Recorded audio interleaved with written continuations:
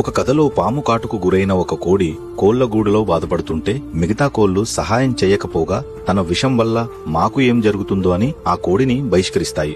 కోడి నొప్పి బాధ కంటే నా వాళ్లు సహాయం చేయలేదన్న బాధతో ఏడుస్తూ అక్కడి నుంచి వెళ్లడం మొదలుపెట్టింది. అది చూసిన కొన్ని కోళ్లు వెళ్ళని దూరంగా వెళ్లి చనిపోతే అందరికీ మంచిదని, మరికొన్ని రేపు ఈ పాటికి చచ్చిపోయి గద్దలు కూడా పీక్కు తింటాయని, ఏం పాపం చేసిందో ఇలా జరిగింది అని గుసగుసలాడుతూ ఉంటాయి.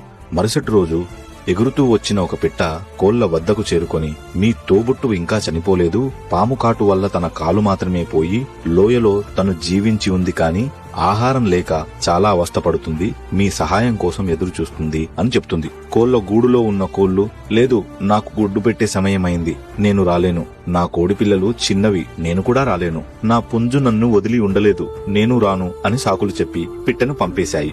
ఇంకో 4 రోజులకి పిట్ట తిరిగి వచ్చి, మీ తోబుట్టువు చనిపోయింది, తనని పూడ్చి పెట్టడానికి కూడా ఎవరు లేరు అని చెబుతుంది. ఈసారి కోళ్ల గూళ్ళో ఎంతో నిశ్శబ్దం. అయ్యో, ఎంత ఘోరం జరిగిందో, మనలో ఒకరు చనిపోయారు, మనమందరం కలిసి చివరి చూపుగా వెళ్ళాలి అని ఏడుస్తూ లోయ వైపు వెళ్లాయి. కాని అక్కడ కోడి లేదు. ఒక కాగితం పైన, జీవితం అంటే కష్టకాలంలో రోడ్డు దాటి 4 అడుగులు వేసే సహాయం చేయని వాళ్ళు పోయాక మాత్రం 100 మైళ్ళైనా వచ్చి బాధ వ్యక్తం చేయాలని చూస్తారు, అందుకే మీకు ఆ చివరి చూపు దక్కకుండా చేస్తున్నాను అని ఉంటుంది.